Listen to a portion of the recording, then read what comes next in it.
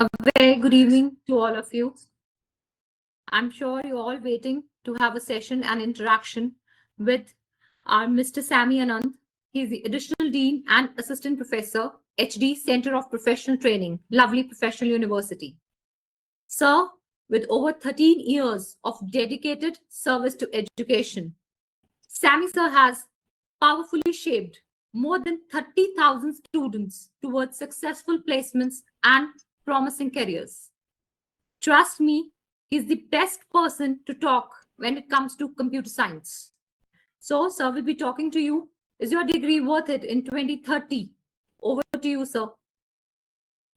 Thank you, Kavisha, for the introduction.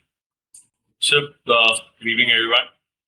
Just let me first share my screen and check this visible to all of you.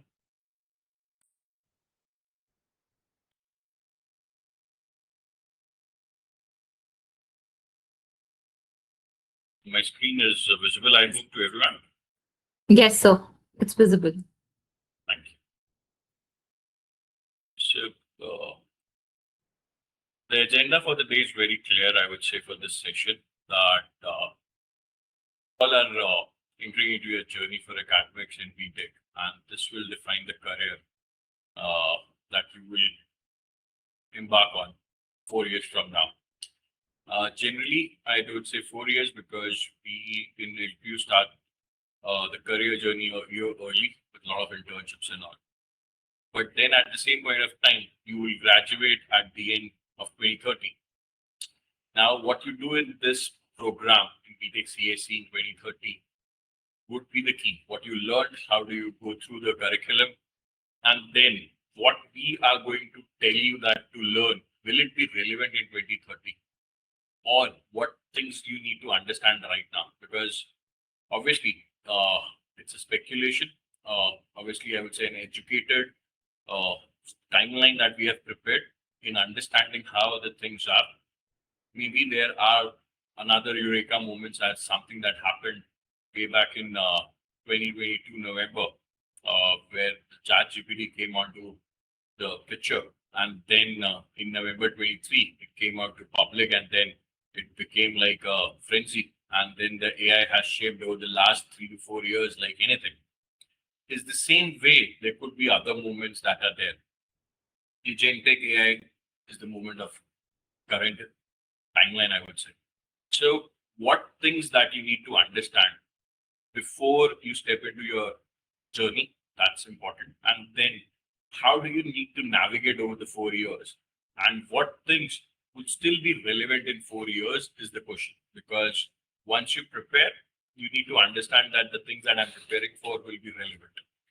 Now, starting off on that note, let's understand the hiring landscape and how does it evolved in the last 2 years, because this is something which will help us backtrack from where we need to understand where to go. So in 2024, when AI was at very early nascent stage, how much change it was getting into. And then today at 2026, how much change it has brought is the understanding that we need to make. So that will give us a good guiding light to decide the next 4 years, that obviously AI will grow over the next 4 years. So how it grows is where we need to support and look into the career paths that we need to align ourselves with. Now, if you look at this salary change, it is anything between 25 to 28% that it change as a premium if you know AI. Speed at which AI roles evolved was 66% in 2 years. So a role that you aspired or someone aspired to work in 2024 has already changed by 66% because of AI intervention.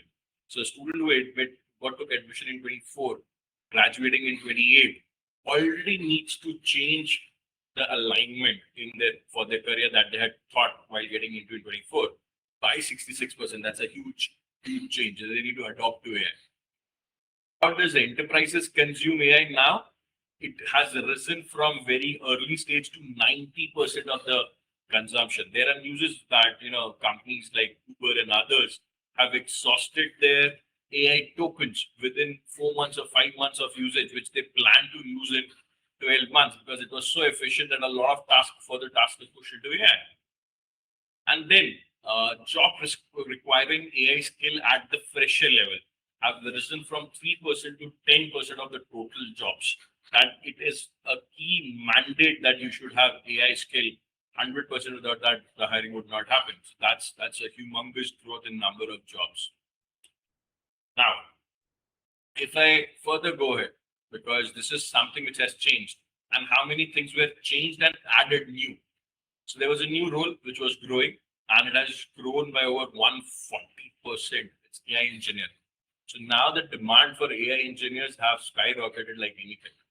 At the same point of time, there is a further demand of prompt engineers, because same way, people used to write codes, so programmers were needed.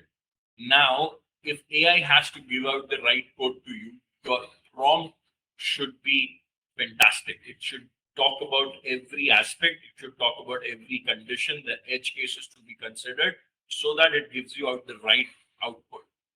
With that, prompt engineer roles have, I would say, again, come up like anything. And prompt engineering is nothing. It's like two people are communicating, and you need to understand common sense. And you need to pinpoint and talk about each and everything in a proper manner.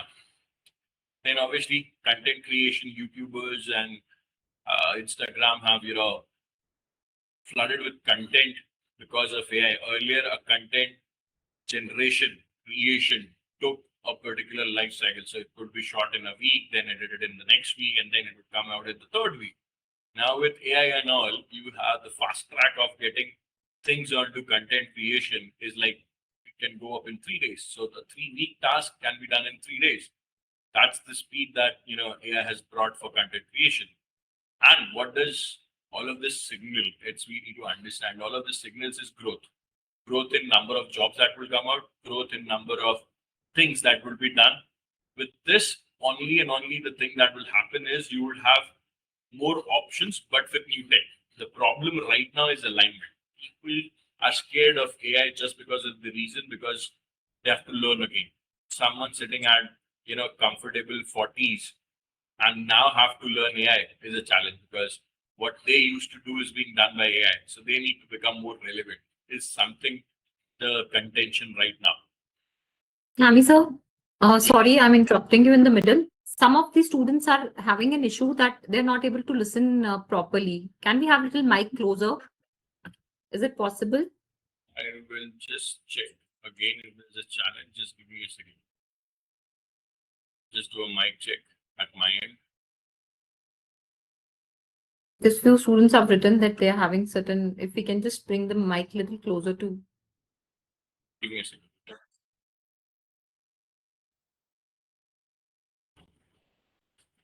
Is the audio better now? It's a bit better. Okay. Over to you, sir. So I'll go back. I'll repeat if there is something that is left out. I'll cover it up.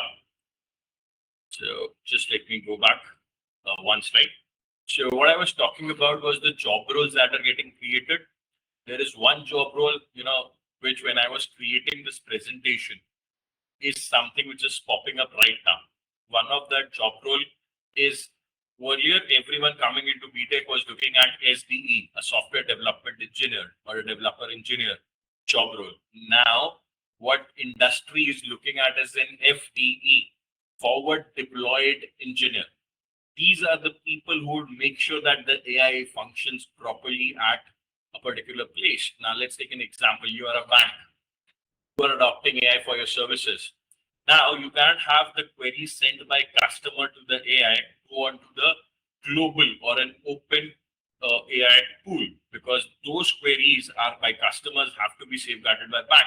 So if bank is onboarding an AI with a chatbot, maybe another bot which can solve queries, do things, maybe agents to help you do things and tasking their particular app or their web page, is where you would need to safeguard that the AI is deployed locally on bank server and is not interacting with the open AI server pool. Whatever it learns internally, keeps it localized and works with that data locally and does not transfer any data to its parent pool, so that it can be a breach. Now, to do that, how does that AI would work locally. There's a deployment to be done. Who would take care of this deployment? Who will configure this deployment for a particular, I would say, service? It would be the forward deployed engineers. Now, this job role is bursting like anything in the last few months, and it is growing like anything. So next time, maybe when I do this presentation, maybe in next month or maybe another 15 days or 20 days with someone, I would definitely want to put that up, and I would definitely want to show you all that as well. That's the pace in which the roles are getting modified in the AI era. Something which did not exist a few months back is something which everyone wants right now. How many roles, such roles are looked at to come out? So the estimate, the number of roles and the openings that would come out would be around 170 million. Productivity with AI will grow 4x, and that would create more job roles is what the idea is. And if I look at how many tech roles would be out of this 170 million, roughly 78 million would be tech job roles that would come out for the IT industry to consume, for you all to be ready for. And this is what everyone needs to look at. Yes, there would be jobs that would become obsolete. Yes, there would be jobs that will, sound very easy because of AI. But at the same point of time, it will create another layer of a job role because of AI that the same activity needs to be done. History has taught us this. If you look at all the pivots that have happened long since the independence and throughout the world history, when computers were invented, when calculators were invented, everyone thought of a challenge. People will stop, applying mathematical logic because of calculator. Didn't happen. It just get certain errors to be corrected faster. Computers were happened. Banking, if a computer comes in anything, computer comes in, humans will lose job. But because of computers, data came in, and because of data, it all started with multiple job roles. You can understand job roles that came out. Now the AI would do same thing. There would be redundant job roles that would get more modified, but it would not mean the end of the job era. That's the clarity, because new job roles are defined to come in, and that is where you need to get ready. And then there are job roles which will still need human. Now, this slide would give you a simple architecture of how technical skills would be looked at in 2030. So I've divided it into two parts so that you understand it in very simple manner. There are certain skills which will still be, I would say, somewhat from, or somewhat still it will take a longer run for AI to cover, because these are the skills where certain human nuances are involved. So a system design and architecture would still need human to come in and understand the need of that application or that system or that particular software to work at the human end.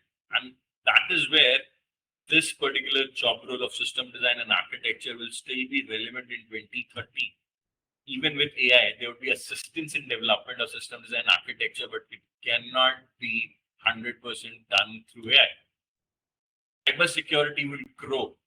I don't know how many of you have heard about Mythos. There is now Fable 5, which is there, which has been restricted, but Mythos is the reason behind it. Mythos was the, I would say, Claude tool which they developed, which they did not give to everyone. They created a project known as Clustering. Under this project, they gave access of Mythos to multiple companies to evaluate their cybersecurity readiness. And the fun part was every single person that implemented in their organization, there were multiple threats and errors that were open. And then they started fixing it. So they did not release Mythos open into a regular market, because if that would have happened, the cybersecurity threats would have increased like anything. Or if cybersecurity threats are identified by Mythos, at the same point of time, you need to make sure the futures that when you do it with AI, further cybersecurity threats needs to be covered. And again, there's a job role that is there, because it will only be able to identify, not fix. Certainly, fixing could be done, yes, but then there will be a lot of fixing that would need a human and understanding of that particular problem. Cybersecurity with AI will grow at parallel. Cloud architecture, again, resilient infrastructure, cloud demands, that will still remain in market in 2030, because what is the backbone of AI? The backbone of AI is cloud. the data structures that we have been, data centers that we have been talking about, the growth of data centers, the data centers coming to India, big corporates in India, Adani, Reliance, Birla Group, everyone investing into setting up data centers in India, GCCs in India, is because cloud has to grow because of the need of AI. AI fuels on cloud, AI fuels on data centers. And then to manage this cloud, manage this AI and the development to keep on going, you would need DevOps and CI/CD. So all of these tech will remain relevant in 2030 and not just be relevant, they will grow with AI. The more AI grows, you need more automation orchestration to maintain that AI loop going. And that's where DevOps and CI/CD will be built. To maintain that orchestration loop going, you would need cloud data centers to keep it running. Then to keep all the data secure, all the processes secure, still with AI, you will need cybersecurity. And then to design to keep it all running will be system design. So these are technical skills which will grow with AI rather than getting, I would say, overshadowed by AI. Now, then there are roles which will need human in the loop. You cannot do it without human, because it would be a skill which will work with collaboration of human and AI. These skills would be more valuable skills because there would be a lot of things that AI would support, but at the same point of time, there would be human that would take the final call. And that's where these would be the very niche skills that would be there. So AI, ML engineering, data engineering. So the entire base of AI, ML is based on data. How is data consumed and brought to AI is the process which is data engineering. So to ingest data, data engineering is the part which AI does. So data engineering feeds the data to AI, ML, which learns, which works, and then it gives you out the output that you are desired. So data engineering will be always the key, because without data engineering, AI can't function. At the same point of time, design thinking, cross-cultural collaborations, these would be skills which will definitely keep on needing human interventions. So if you look at this all domain that I've talked about, these are the domains you need to focus for 2030. These are the domains which will stay relevant. Now, what extra mile that would you need at the end of it? Now, one, you would obviously need a portfolio now. It would be your GitHub ID, your GitHub portfolio that would be talked about rather than a resume. Yes, resume will still be relevant because that's a one-pager, but the resume should be filled with real-life projects and the links of those projects on GitHub so that anyone can see how you built it, where you started it, when you started it, what were the number of folks that were created, how many number of commits, how many comments have came up, how many comments have been closed. All of that would be your profile. Similar to someone in fashion who does, fashion work, your job role requires more and more on hands-on. So that more and more on hands-on, how will you show to a recruiter? That will be shown through GitHub. Now, then people would need to do real life projects and then projects which go live. So you will need certain internships, you will need certain experiences to understand how things are changing on ground in industry. Third, with AI, there's another further need of certification that has come back. Why? Because again, recruiters need a proof that yes, you are the right candidate from thousands and thousands of candidates that they have interviewed across India. What would be the differentiating factor? The differentiating factor is you holding a global certification.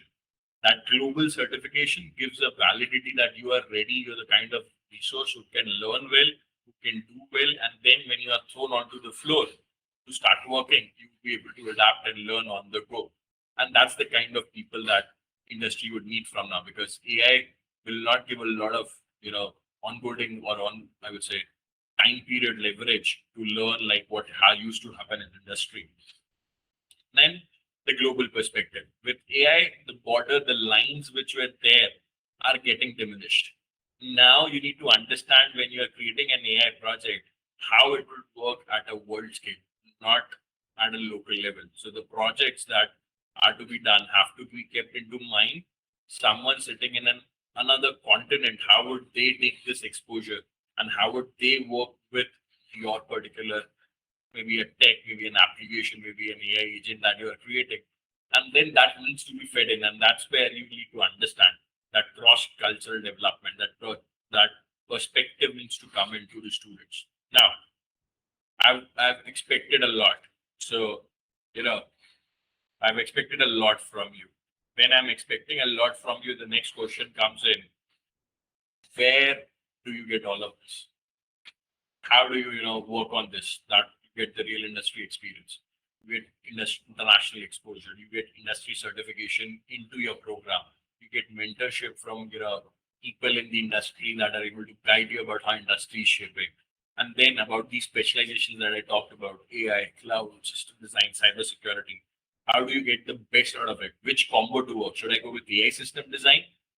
Should I have an option of doing AI system design with maybe a cloud together? Or should I go with AI system design and cyber, maybe add another, segment to it, which is there? So these are the questions which, you need to understand and answer.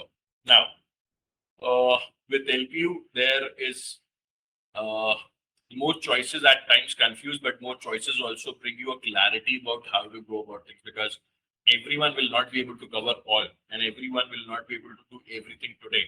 But that does not mean you will not be able to reach the same position in later in life, because at this point of time, you might start a bit on the lower end, but you might end ahead of everyone who started before you, because learning happens different for everyone. And that's where you need to understand where you can land up today. And if you understand that properly, it will make it easy for you to scale. Now let's talk about how all of this needs to be covered and where does LQ support you in this and in which manners we support you in this. Now, as I said, we understand this. We have worked with industry and we have worked with a lot of people to curate what I'm showing you today. And the more and more I speak to industry every day, I get a feedback of things that are going on ground. And rather than scaring, it is a lot exciting to a lot of people in industry, because they think now a lot of tech to be invented was the word 3 years back. But now it is a lot of tech to be implemented because of AI, because what you thought needs to be invented to be implemented can be pushed to implementation and faster. And when things move fast, there's a lot of support that these things need. And that's where the human workforce needs to upskill to AI, start speaking AI. And that's where the job roles would be. Now let's understand of what I talked about, how LPU supports you and how help you understanding all of this as planned things for their students. Now, this is a regular program which we have been doing and where these options have been provided to students. Obviously, the B.Tech Computer Science Engineering and the Information Technology. These are specializations, certain are tracks, certain are minors offered within this program. But this will only give you a flavor. So it's like you going to a Baskin Robin or maybe to a ice cream parlor and you see all the buffet there. And then you want to decide what to go for. And then you choose a flavor and say, okay, I want a taste of this. I want a taste of this. So you just get a taste of it. You cannot get the feel of it. So these specialization track and minors, because we don't want a CS guy to be left behind when they enter the industry with just the basic computer science fundamentals. They should also understand one or two domains when they enter, because that's how it is going to be. But as I said, learning is a different perspective. Everyone has a different way of learning and planning how much they can, spend time. So in this, you get a bit of scope to explore these technologies. You can explore 2 of these technologies, but that would be at a beginner level. And your courses would not directly align with technology in the sense that they would be basic computer science. You will study cloud computing, you will study AI/ML. But let's suppose if there is a course in which I can teach you with AI earlier, and then you move on to AI/ML, which becomes easier. So a prerequisite is planned in a manner that it merges with that technology, is where the specialized programs come into picture. Now, what's the difference between this B.Tech CSE, the specialization, and this? That these tracks which are offered, now you will be able to choose and you will be able to do a bit of it, because this choice would come into your 4th semester. And then 4th semester onwards, you will do it. So you will only have 3 semesters, 4th, 5th, and 6th, because the companies will land in 6th semester into campus. And then you should be ready. So you would have experienced it to a level, but not completed it drastically. Now, if you look at specialized program, so from day 1, this program courses, the prerequisites are also planned in a manner that they merge with the earlier ongoing courses. So the number of specialized courses in these would be around 4 to 6. In this, it will drastically improve to 14. And not just 14, the other courses, which are basic courses, would be planned in a manner that they work with your courses along the degree. So these are the specialized programs which university runs along with the 2+2 international credit, where you can study 2 years in India and then 2 years abroad. A clear-cut disclaimer that for going abroad, you would need to satisfy the criteria which is there by the foreign university. If there's a required for maybe an IELTS TOEFL, you need to do that. If there's a CGPA criteria, maybe as a 8.5 cutoff, you need to match that. Every detail would be given to you at the very onset when you start your first semester in B.Tech CSE 2+2. So you can plan your 2 years and then plan at the university that you want to go abroad after that and work according to the criteria. But if you do not satisfy that criteria, meet that criteria, you will need to continue your degree in India itself. There could be visa challenges and other, but that's clear that all those criteria need to be met. Now, beyond the specialization, these are the specializations which will be taught. The faculty will be a university, the curriculum and everything will be supported by university, and university has developed it with industry. At times, there is always a call that industry needs to come to campus, is where we have created 3 programs. There are programs as work integrated programs. The best part about these 3 programs are that you will start working either from your 3rd semester in 12 year, you will start working on live projects and with company, with Futurance in your 4th semester, with Quantify again in the 4th semester. So within the 3rd and the 4th semester when you enter, you would have started working internships, either live projects or paid internships. Obviously, the way you learned in the first year would define those paid internships. But the paid internships, if you do a bare minimum cutoff, are guaranteed that you will get, because those programs are defined in that way. So you start getting internships from 3rd semester, 4th semester, paid internships. You work on real projects that are actually going to execute on ground in reality. Challenges, you work with teams sitting across the globe from campus. And that's the best part. Within campus, at campus, you're working for an organization, learning how an IT company works. And the problem statement will be the problem statement that are actually being worked on ground. Gives you the clarity. This gives you how your career grows, because you're working from 3rd semester. So the experiences, the more kind of work of development you would have done would be better than the students who are not in the work integrated program. Obviously, the cutoff is higher for these programs. You need to score far better in LPUNS. There are interviews in each 3 of them. You have to clear an interview to get admission to this program. So that's how these programs have been structured.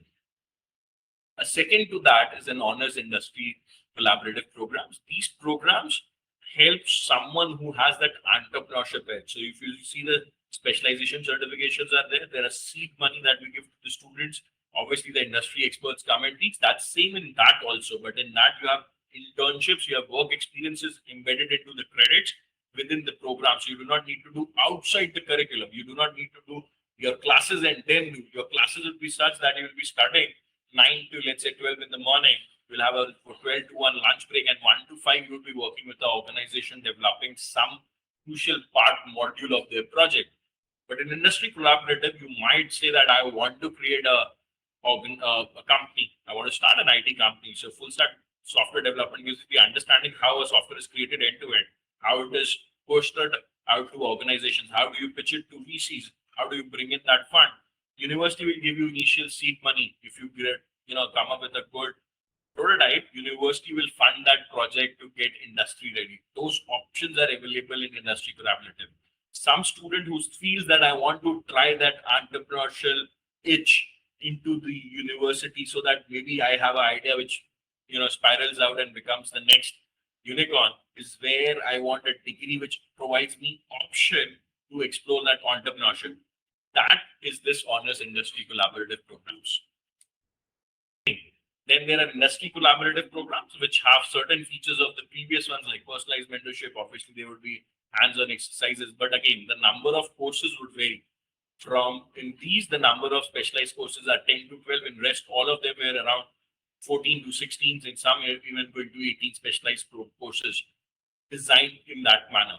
So this is how we have created a bouquet. And if you look at the name of the programs, the ones which we have talked about in the very start. So if you look at it's artificial intelligence data analytics, which is again something which is very important and coming up. We talked about data engineering, AI with data engineering. We talked about system designs and product engineering. So those are there. If we talk about data science with data engineering, I talked about cybersecurity, it is there. Again, full stack software development is there. Gen AI is coming up, Gen AI is there. IoT with AI analytics, because some all these self-driven cars that now everyone is talking about, Tesla and SpaceX has come up. This is all hardware with AI that's there, and it's with Intel. If you look at cloud computing with Gen AI, again with Google, big data AI analytics, again with IBM, fintech is going great throughout. UPI generated by India is going through the world. So fintech with AI, again with Paytm, the leader who started the fintech revolution in India. Again, UI UX, because this is something again which is human centric, as I talked about, will always stay at the human end. That is there. DevOps software development. Again, I talked about DevOps. That is there. AR, VR, again the future. Augmented realities, where it is moving. Virtual realities is again getting merged with AR. So that's where that would be there. Data science with ML. So all these programs is where we talked about that these programs are there. Now, in all of this, there's another niche program that we created, considering all of, because in some of these programs there is some bit of what we talked about as student needs to have in 2030. All these programs are good.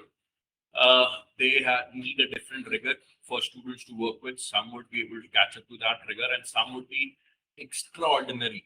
This program is for those extraordinary people out there, I would say, in some manner, because it needs a huge lot of commitment.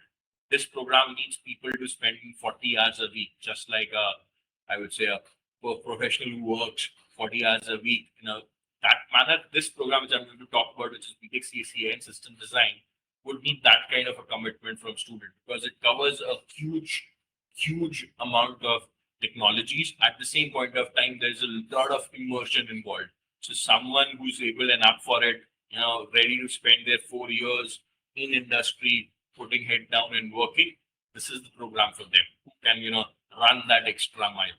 Now, with all of this, the response that we have created is this AI system design program. Now, what is this AI system design program? You will have an option to go for 6 tech hub immersions. You will study 1 semester, 1 first year at campus. Then your 3rd semester, you will study few months at campus, and then you will go for 1 month to Bangalore. Understand the startup culture, the working, visit the organization, stay there for day in multiple different companies. Understand that if a software developer works at Microsoft, how his day is structured at Microsoft. If there is an AI engineer working at Google, how their day goes by. So you will have immersions in these organizations, working and understanding how the day goes by. You will have a week-long internship working on live project. You will have real-life projects that you will work. You will be learning technology, doing specialization, certification in these tech hubs. So you'll be going to Bangalore. You will be then going for 1 month to Hyderabad, Delhi and NCR to understand the Indian fintech ecosystem. Going to Dubai to understand the world fintech ecosystem, because everyone knows the real money exchange in the world takes place at Dubai. Going to Vietnam to understand the AI service industry, how is it going?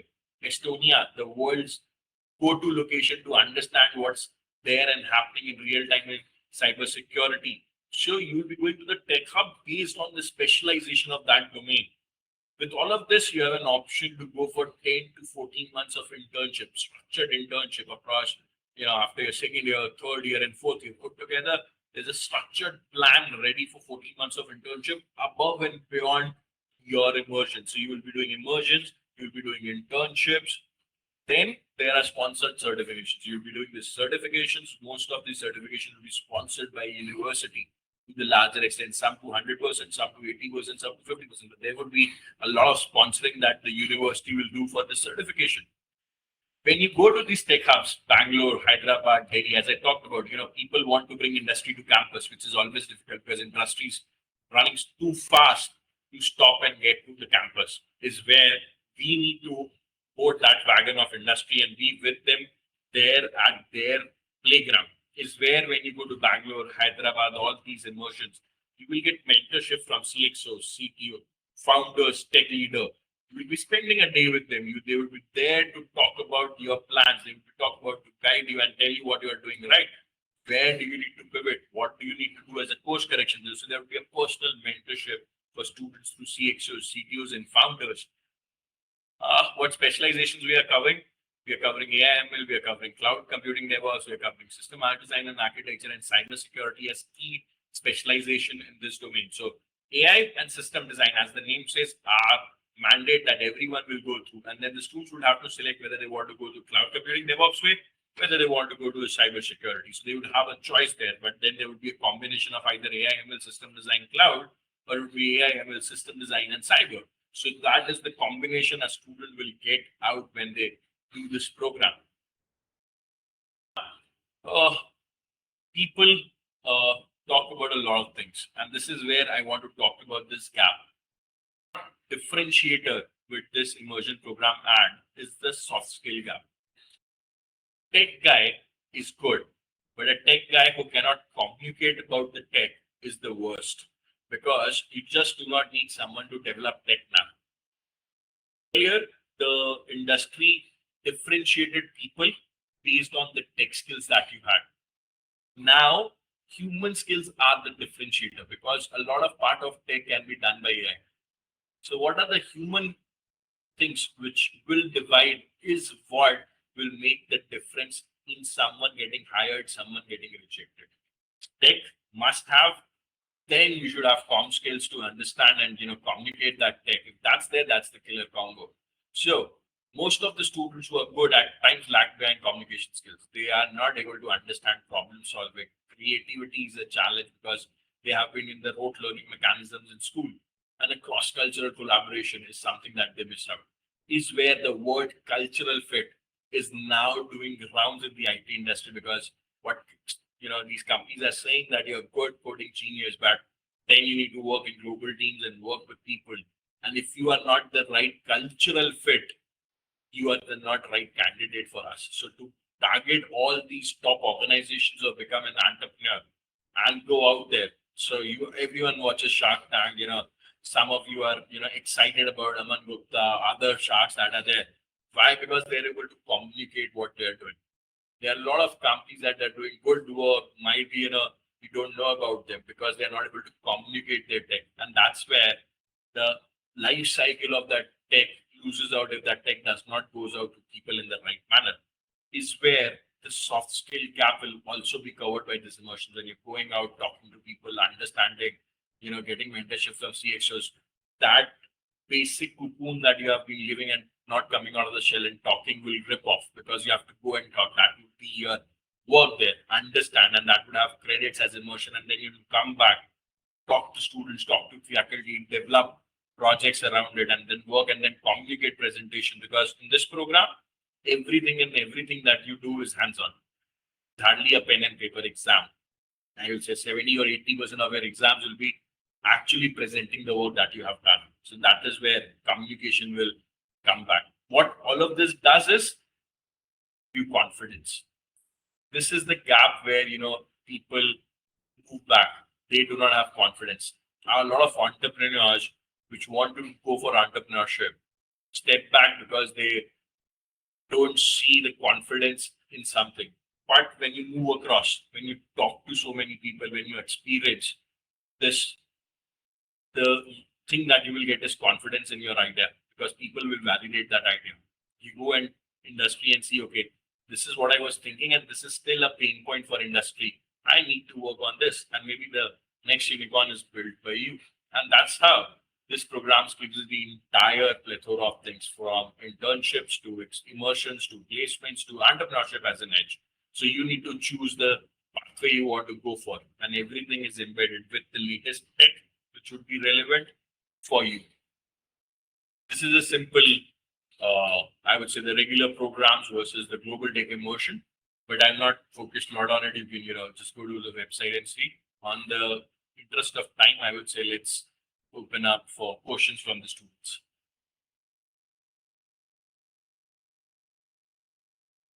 Yes, sir. We have a lot of questions. Students are eagerly waiting. I'll start with the first question. The first question is, I have already, if you have any questions, you can please write down in the QA box. I've already broadcasted that message. So we can start with the first question. Please.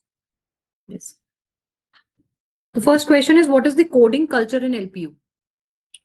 Okay. So how do I define coding culture for, I think so this is by Abhinav. So Abhinav, you do not learn coding by writing a program at LPU. Let's be very clear about it. First semester you enter. So we are running right now a Python program for all the students who are yet to take admission in B.Tech. First, I'll encourage you, you get part of that Python experience program through our LPU Engage. I can ask the team to send you the details about that LPU Engage in Python. I would give you one idea about how we teach coding. That's way of we telling out the students that, see, hey, you want to understand how we teach, join us in this program, no fees, nothing. Learn Python. You might go to a different university, but you will understand the difference in which we are teaching and how when you go to another university, the Python difference would be there. So that would come out first to you. Now, to support that, you will not learn Python by writing a program to an output. You would be given first the syntax clarity within the very first week or 2 weeks, beginning on where you're Python, C++ or the other programs. Then you will be taught about how to break a problem. So you'll be taught problems, how to break problems into smaller pieces, and then how to solve them using code. So you would have an interface, you would have a proper portal where you would have fixed number of questions already there, like clean code. You would be solving those questions. There would be case statements to solve. Initially, you will see all the case statements that are there, including the edge cases to solve, which you might not think. You will be solving those conditions. And slowly, slowly, the case statements will go on getting hidden. So it would push your brain to think, okay, if this is the scenario, I have to put a solution. What things need to I take care? So I'll give you a simple idea. If I need to collect data from students, the first thing is I need to collect phone numbers. The very simple thought process in phone numbers is this 10 digits in India. So I need to keep a check whether the number is 10 digits, but there could be an international student coming in. So how do I structure a basic sign-up form for students considering all edge cases and how that it needs to be friendly? So you do not need to type in +91. You just need to select India and +91 should show up. That's the user experience keys that you should have. And then writing a code for this is a problem solving approach that you need to do. A simple sign-up page has a lot of edge cases to be covered. What you will learn is that in coding. So you'll be given a problem statement, cases to solve, and that's how you do.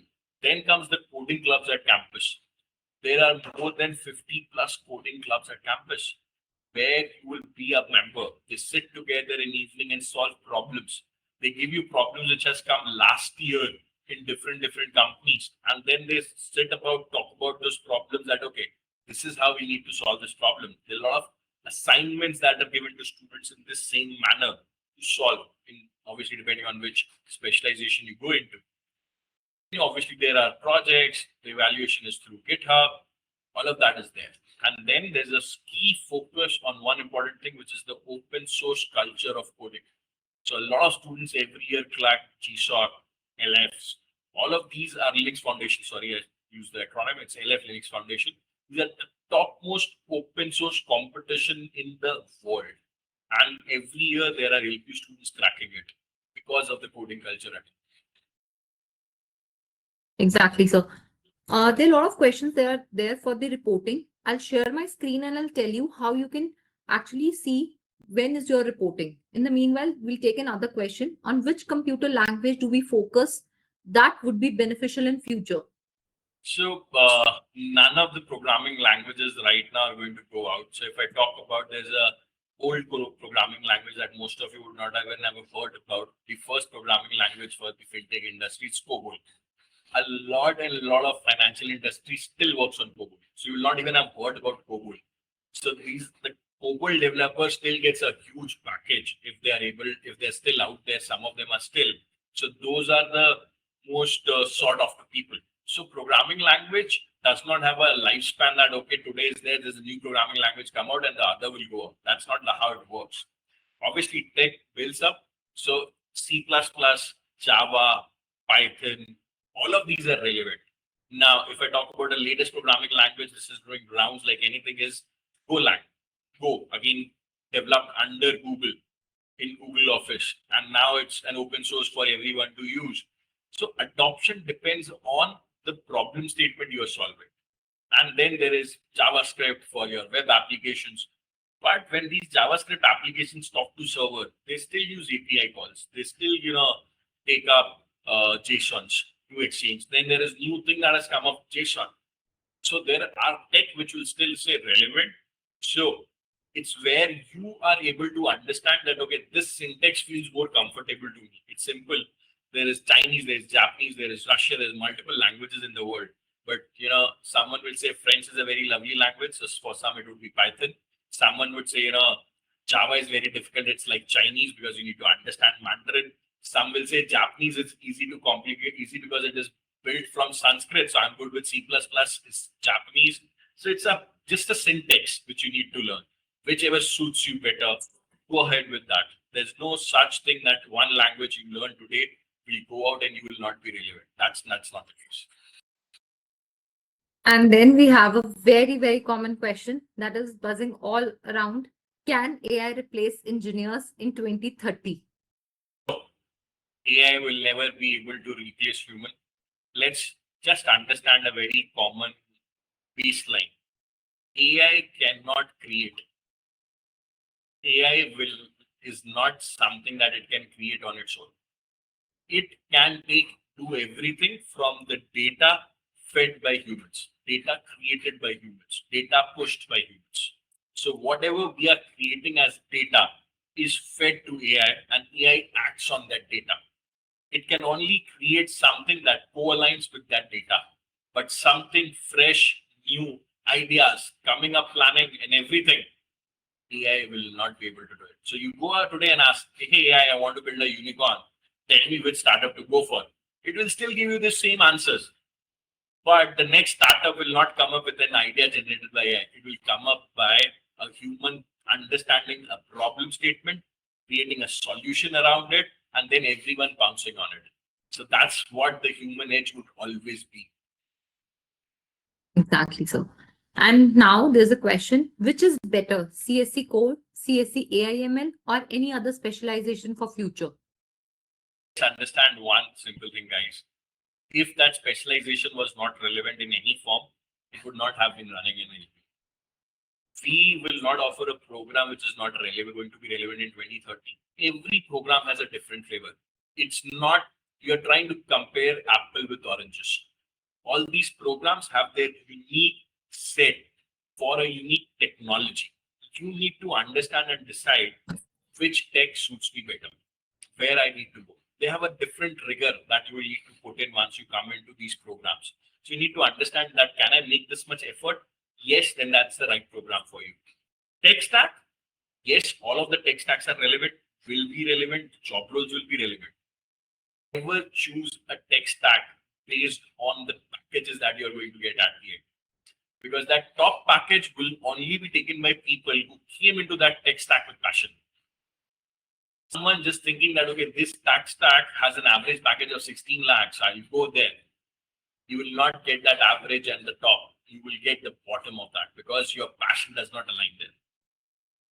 Understand the stack, take counseling from our counselors for those stack if you need, and then choose that track and go ahead with it. That is the important step. Very, very important step. Every tech is important. The only thing that you need to ensure, you have the passion for it. If you have the passion for it, that top package is there for you. There are certain other questions also. I just wanted to address them. Okay, what things we should bring to the university before joining? You need to bring your certificates, right? And of course, you should carry your all the documents so that your documents can be verified for your updation of your scholarship. Rest is all the necessity things that you require. And we will definitely have a pre-induction webinar with you, in which we will give you a checklist, right, for what all things you can bring and what all things are available in the university for you. So that can be done. And if you have any personal questions, you want to ask any relevant thing, you can drop the question, or you can call us on our helpline number also, right? And then there's a question, I want to know my fees after my overall scholarship. So you can share your candidate ID and you will get a call, right? Or you can call on the helpline number. They'll help you for this query, because we need to understand and check all the details for that. Another question is, sir has already answered, which specialization should we take in computer science that help in future? So I think this has already been answered. Any specific thing you want to add in this, sir? Yes, as I said, all specializations are good. As I talked about the specialization in my slide, that these are the specialization that we need to look at. So you can pick up any combo of that specialization which you want to go ahead. And if you go in the right way, yes, they are all good. There is no challenge there. But only thing is how much you commit yourself to that learning is the key differentiator. One guy with passion commits more, does more, works around more. Someone just came in looking at all the fancies in that tech, always struggle to put more time. So if you can put more time, live with that tech, love that tech, it's good to go. Any tech is good to go. Another question. Then there's robotics how and to help you engage. So you can post the link into the group from the help you engage part. can do that, sir. Then we have another question. Tell us about robotics and automation also, please, sir. So robotics and automation and robotics and AI, both the programs are again targeting 2030. Right now, if you look at the market for robotics and automation, it's there, but it's a very small market and it's growing exponentially with AI. Because what did a robot need to act human was intelligence. That's where AI is fueling that intelligence into robots. Now, there are two sides of robotics. One is the software side of automation, which comes in robotics and automation. The other is robotics with AI, where you need to have robots, physical robots as well, and then the AI capability along with it. It is something similar to developing a driverless car. There is one tech which would be about developing the software for that, and then there would be an intelligence for that, and then there would be certain hardware changes you need to make into that car, because it's not that you would be able to create a driverless car directly onto an ICE engine car. You need certain modifications there. So robotics and AI and robotics and automation cover this domain of automation along with robotics and understanding of AI. Obviously, in automation, it is more focused towards software automation. That's where robotics process automation is the word, RPA comes into play. And in robotics and AI, it is more about hardware and AI into that hardware. That's the difference. And both the fields are upcoming like anything. It will grow. But again, someone who has a passion for hardware to work, because then you come into the program and say, sir, I have to fix hardware as a robot. I need to understand the electronic functioning of the robot. And I thought I'll just be writing code, is where the misalignment happens. So if you are excited about how a robot can walk, following all the physics and gravity and center of gravity theories, you're good with physics also. Robotics and AI is a very fantastic program. But if you think, no, physics is not that cup of tea and I want to go for it, I want to build softwares, I want to, create a part of that software journey, creating or modifying those AI algorithms, then you might take up some other specialization. So robotics and AI will require physical hardware work along with your tech work, both combined, and a bit of EC to come into play. So if you're up for all three, that's the program for you. Else, if you look at more CS, there are other CSE specializations for you. Before taking the next question, I will request there'll be a poll in which we'll be asking you, do you need any counseling for the specialized programs or for global immersion? You can just put your poll yes or no. If there's any counseling required, then we can arrange a counseling session for you tomorrow and upcoming days, and one-to-one counseling is also possible for global immersion or any specialized program you're looking for, right? So there's another question. So what makes a CSC AI ML engineer different from CSE engineer in LPU? Can you just repeat that, Tosha, please, once? Difference between CSE AI ML engineer and simple CSE engineer. What is the difference that will be there in LPU, specifically in LPU? I will not talk about LPU as in, because it's the same which is going to be anywhere. Now, someone who has done a B.Tech CSE with maybe a specialization that is there as a minor and has explored one of the domains will be a good engineer, developer, but the starting point would be different. So where you start is where the difference would come in, because someone who has done CSC with AI/ML as specialization will be good with CS. Also have done good with AI/ML in depth. A CS engineer would have understanding of complete CS, but a flavor of few of the technologies. So we'll have to go into industry and learn technology again. That's where the actual differentiator. Now, listening this, do not jump to a specialized program directly, I would say. A specialized program would need more effort. Number one, you would need to put in extra effort, extra hours to learn that tech along with CS, because let's understand, a specialization program is nowhere compromising CSC. The CSC part is the same in the program. If the CSC name is prefixed to that particular program specialization. Now you come in CS, you will do CS plus AI/ML. So the effort for CS remains same, plus you will have to do an extra effort for AI/ML. Is where that combo works. It's not going to be that, okay, I'm doing CSC AI/ML, so I'll not have to do CS that much. CS stays the same because that's the base. You cannot build a building without having a basement and a ground floor. You can't stop from there.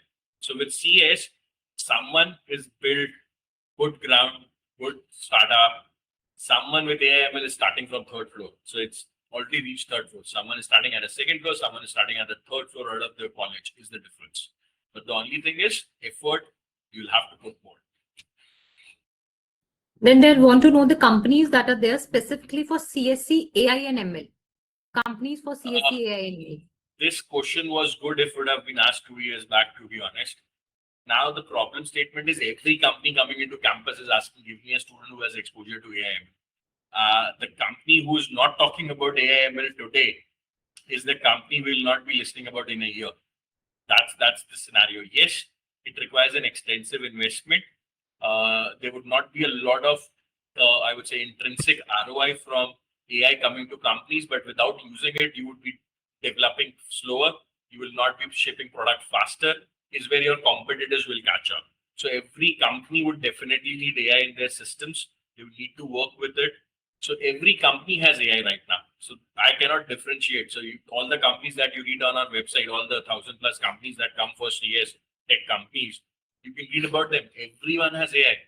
I was talking to a few startups the other weekend about hiring. Their first requirement was exposure to GenAI. Okay, sir, we need guys with DevOps. But the idea is, can they do MLOps also in a few weeks or months after a bit of training and learning and shadowing at the organization? Because we want them to go towards AI/ML at the end. So there's no company which is not talking about AI/ML today. So that's where everyone needs to understand. Every company needs AI/ML.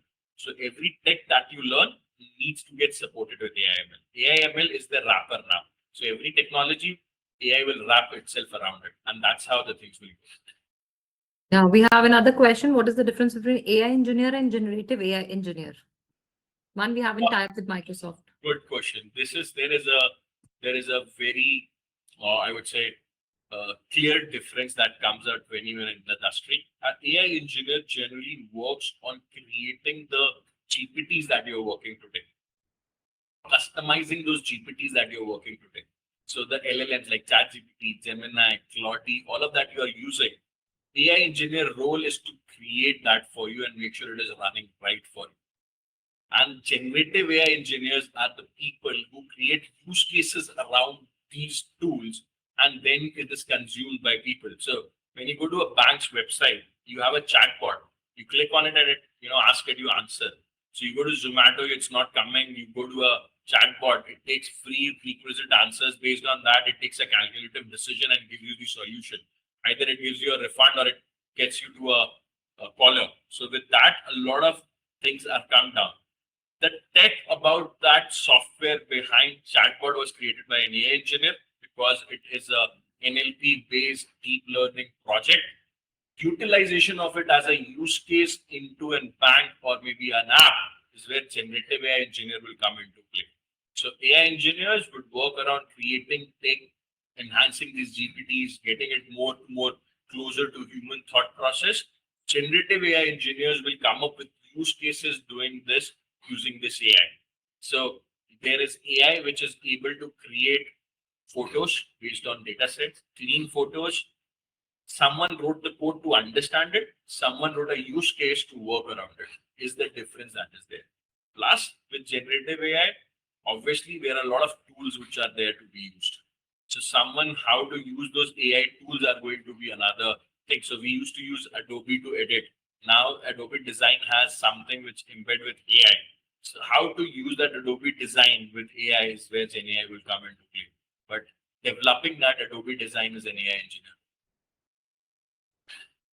Yeah, very important. And there's one question that can we use we have to bring our laptops? Definitely. In computer science, B.Tech computer science, it's must that you should have your own laptops. There's no second thought about this question. Another thing is data engineering included in global immersion? Yes, it is embedded.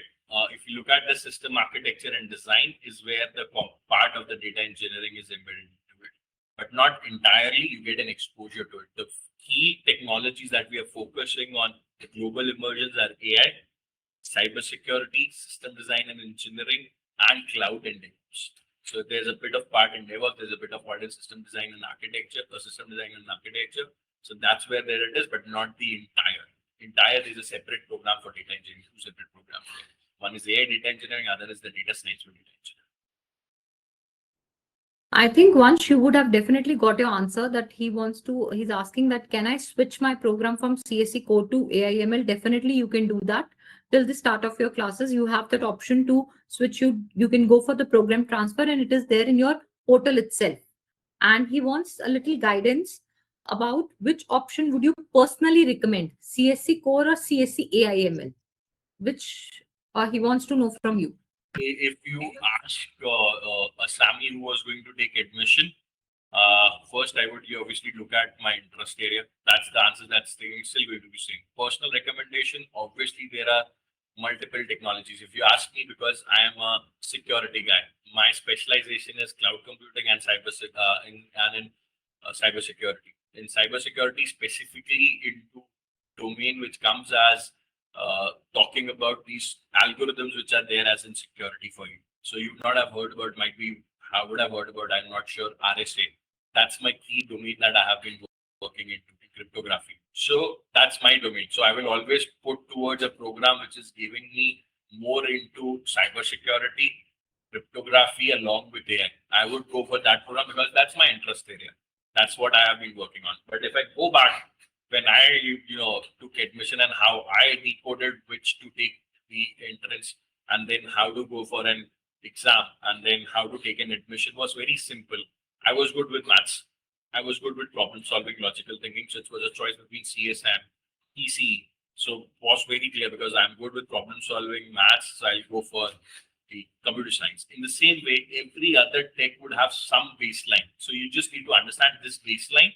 Whether you're good for that baseline or not, you take it. So as I said, for robotics, AI, physics is something which is needed along with maths. So if you're good with physics and maths, go with robotics AI. But if you fear that I'm not great with implementing physical concepts, I did bit of it, don't go for robotics AI. In the same manner, if you are very good at exploring system, understanding in depth, understanding how the code is written at base level, cybersecurity is there because that is what it needs. Dissecting the system, understanding, going into depth, poking around and asking questions all the time is someone who is good at cybersecurity will be able to do. If you are good with understanding and creating problems and writing solutions for it, you are a good software developer. And a software developer definitely would need to learn AI also. But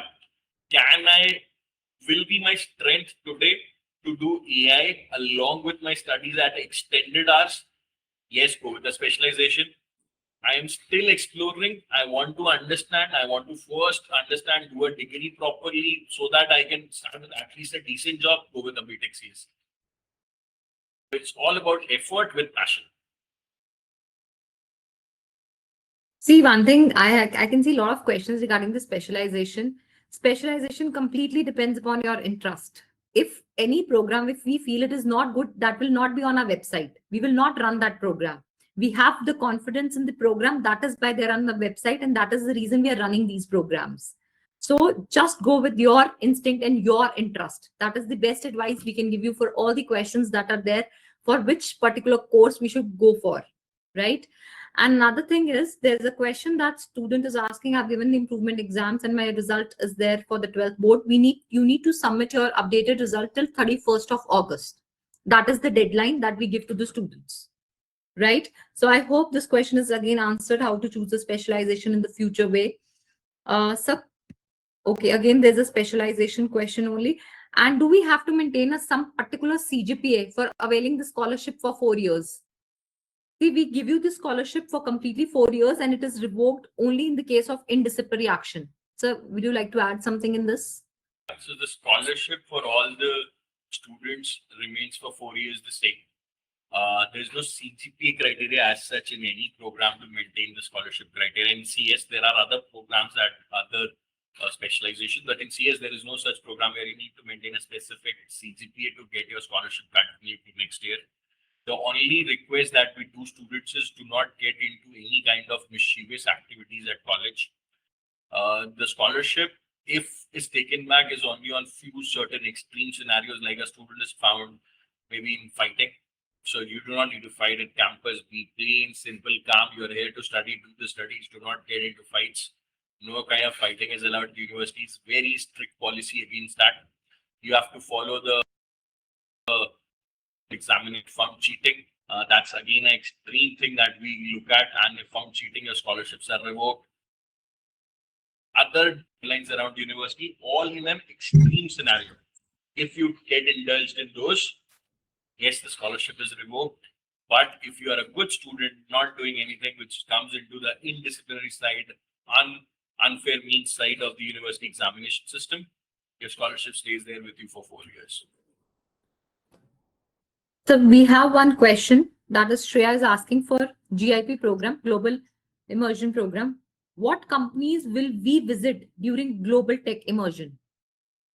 So there are a lot of companies, Shreya, that LQ has a good repo with. So the companies are divided over various domains. And that list is available on the website. I can just, talk about it. There would be companies like Quantify, Movement Sync. These are all very top tier product companies, which you might not have heard about. You would have only heard about Amazon, Microsoft. So you will also be visiting these organizations. You will be spending a day in these organizations. Obviously, in these organizations, you will not have a month-long immersion, but you will still be having 2 days, 3 days, a week-long immersion into these organizations, fans also. So you'll go there and understand how does a software developer works for a day at Microsoft. You might be going with the Google team, where you will be understanding how an AI engineer, as a fresher who has just joined, does his work in a day. So you'll be also understanding job roles, not just that. So you might have thought about a job role right now that fits right to me, but when you see it, going down the road and happening in a right manner, you might take a call that, okay, this is not something that I thought about. This is something which is more suited to me. There's another job role. So you'll have that experience as well. So this is where things would work around in a proper manner. So you would go out, there's a list of around 20 plus organizations, which we have, been working with over the period of time, and they have shown interest as, getting students in for this immersion, and it's available on our website. You can definitely go and explore that. And these domains are divided into categories and segments, because you will not just learn CS, you will learn segment also. So some companies would be of fintech, some companies would be of FMCG, some company would be of logistic. So when you're doing global immersion, you will means as well along with that. And for GIP program, Global Tech Immersion Program, we have 3 program managers. We have Miss Neha, we have Miss Sukhwinder, and we have Mr. Jaspreet also. Their numbers will be shared with you all. If you want to have one-on-one counseling, even the video counseling option is available for this particular program. You can always write down and we'll connect you to the program managers for the GIP program. And if anyone wants to go for any other specialization, they can contact their senior advisors who have helped them to complete their admissions, and they can help you to go for the program transfer. That option is also available with us. And now if I talk about, there's another question, any internships are arranged by university? In all the programs. So I would say more than 60% of the batch of CS, irrespective of any program that you talked about, spends their last year on internship only. So if I talk about every year, we get internships to campus for all these programs, and more than 60% of the students are on internship every year. So right now, we are sitting in 26 in June. Which companies are we, calling? We are getting right now the 2027 students placed, and it's only just the sixth semester has ended, and more than 630 students of the sixth semester are in an internship starting 1st June right now, who are going to graduate in 27 for a 1-year internship. Parallelly, the companies are coming in June, July, and August, and the students will go for a complete 2-semester internship from 10 months to 12 months to these organizations. So starting from 6 months to a year, more than 60% students go every year on internship. So we have another question related to the entrepreneur. We have a lot of entrepreneurs, I feel. There's a student, he's asking, if I've taken B.Tech CSE, will that course help me to own my startup or in placement in any company? Definitely. Owning a startup will depend on your idea, obviously. But if you look at the honors program, as I talked about, which has the entrepreneurship flavor, which have entrepreneurship credits, which will support you with seed money to start and create a prototype. And if your prototype is good enough, you will be, getting VCs to pitch it to. So that program is specifically curated for someone who wants to explore their entrepreneurship edge.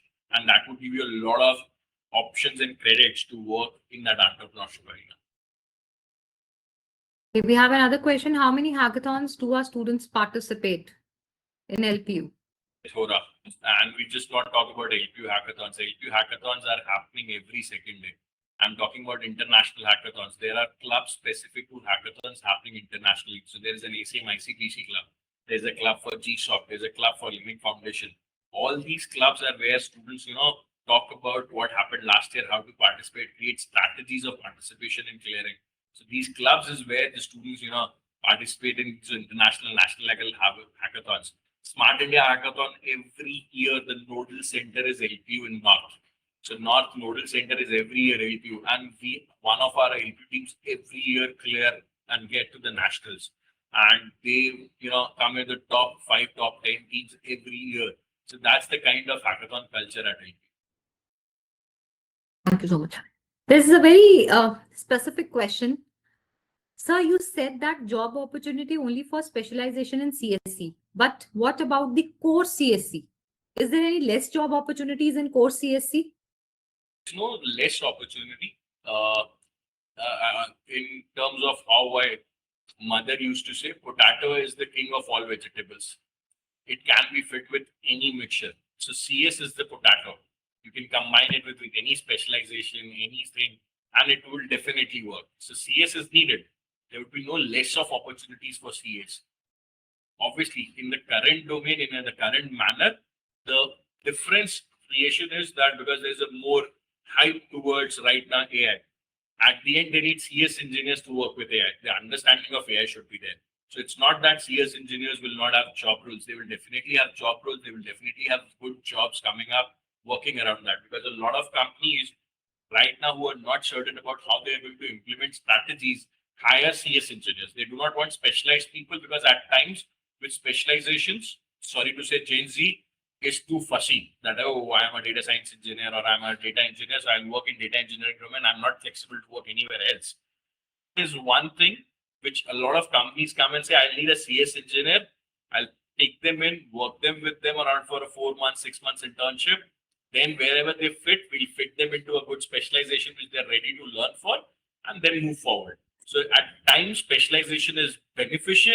At times, it is also challenging, because companies will say, I don't need a specialized guy, because that is not used to happen earlier. But now with Gen Z, the kind of things you read online, and that's true, that's happening, people get fussy with their specializations, and they get too much attached to it. As a fresher going into industry, you should be flexible. Yes, you should have a domain, you should have a specialization tied to yourself, but then leaving it off, going into industry, performing for a year or two, and then keeping that love for that passion alive and shifting to that domain is easy. Rather than at entry, I say, no, this is where I would like to enter. At times, the door is squeezed in that domain. So you need to look at the bigger door, which is CS. Yeah, we have another question for GIP program. I want to go to abroad for M.Tech. Will global tech immersion help me in that?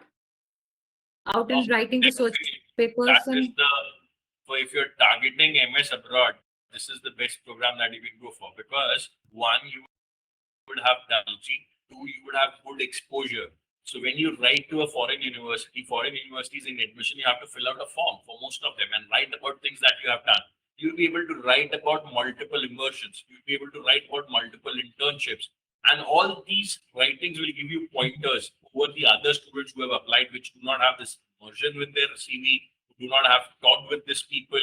And then you are going for international immersions to countries.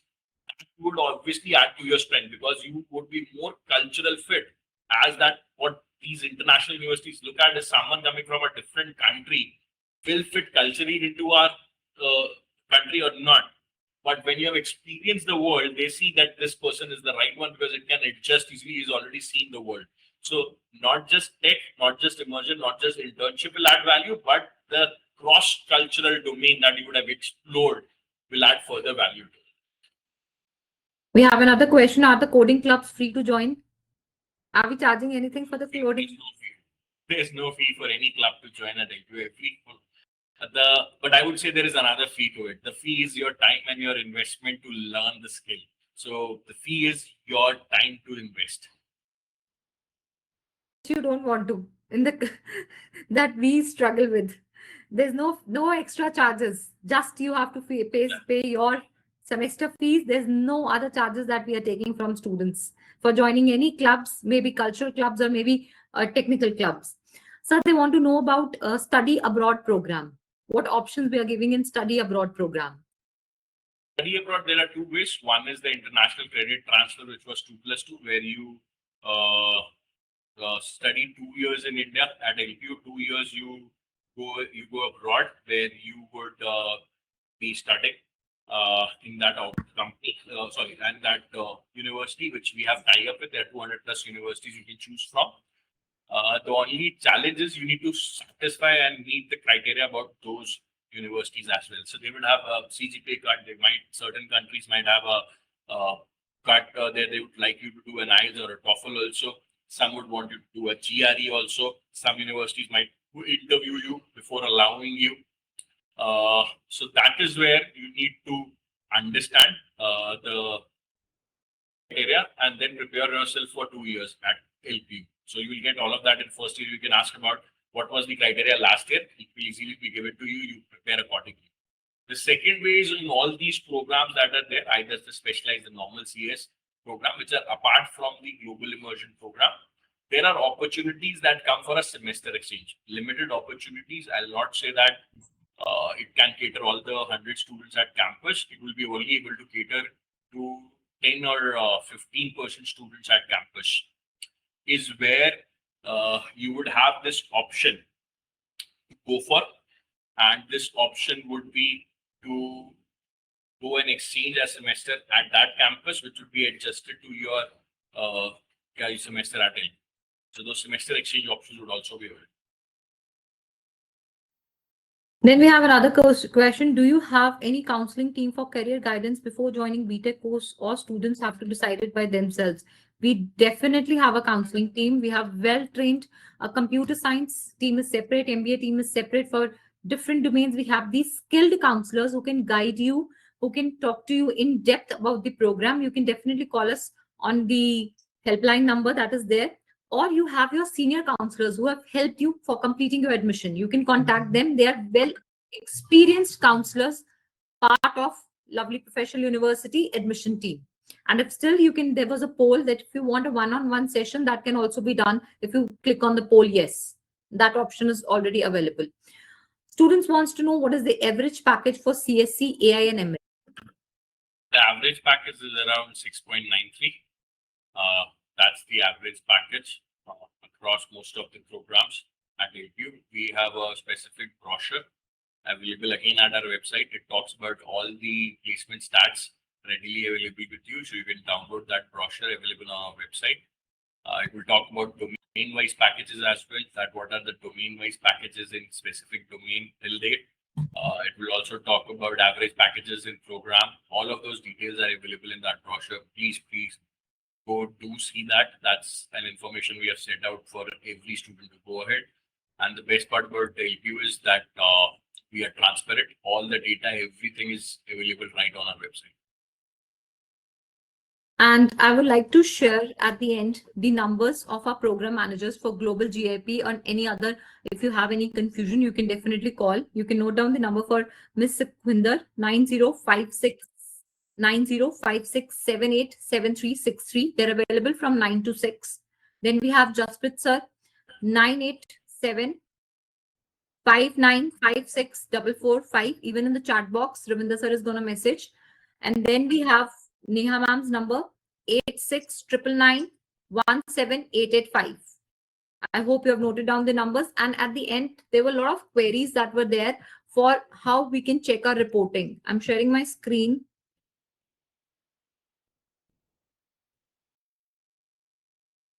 I hope my screen is visible. Go to admissions, and then from admissions, you can click on the reporting schedule. When you click on the reporting schedule, this particular page will open. And what you need to do is you need to write your candidate ID here. Once you will write your candidate ID here, and then you can search the exact, your induction and reporting dates will come. Your admission formalities, your induction and start of classes. It's very important to attend the 3 days induction, in which you will be talking to the senior dignitaries. You'll come to know about the examination pattern. You'll come to know about the placements. You'll come to know about for which club you need to join and where you have to report for a particular, suppose there is a culture club, there's a separate building. If you want to go for sports club, there's a separate building. You want to go for join some technical clubs, there's a separate building. All the interactions will be done through this induction process, right? So if still you have any doubts, please you feel free to contact us at any point of time. If I talk about the incoming facility for the call center, it is 9 to 9, and they're all well-trained counselors who will be helping you for your any kind of queries. So I think we can wind up the session, sir. I hope we have addressed all the queries of the students, and if still there is anything. I was saying you can also show the LPU Engage right now, so that they are aware about how to go to LPU Engage. So you can go into admissions, and at the same point of time in LPU admissions, there's an LPU Engage. If you click on it, you would go to the engagement, pre-engagement activities for students before joining university. And if you scroll down in the online courses, the course for CS program, the Python course is there. It starts at different dates, so you can still enroll. The batch would be starting at the end of, I think so, next week. Another new batch would be starting. So there are multiple batches that we run for this program. So you can definitely join it also. The option is there in online courses. Click on Get Started Now in online courses. You will pop up with all the courses that are there. Online courses, if you click on Get Started Now, Kaushal. In the online courses. Scroll up again. Yeah, this. So you can click on online courses. You would pop up with the courses. So the first course is Python. There are courses for EC and other programs as well. So you can click on Python, and this is where you would be taken to the Python web page. You can click on View More.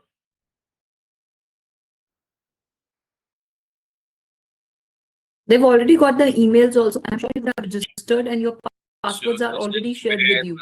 The course gets you. You have a registration there. You can register. Once you register, you will start getting the live sessions that are going to happen. You will get access to the recorded library. You will start getting access to a platform where the learning is explained in a very intuitive manner. So all of that will start for you immediately. So if you want, you can start with that and understand the coding culture and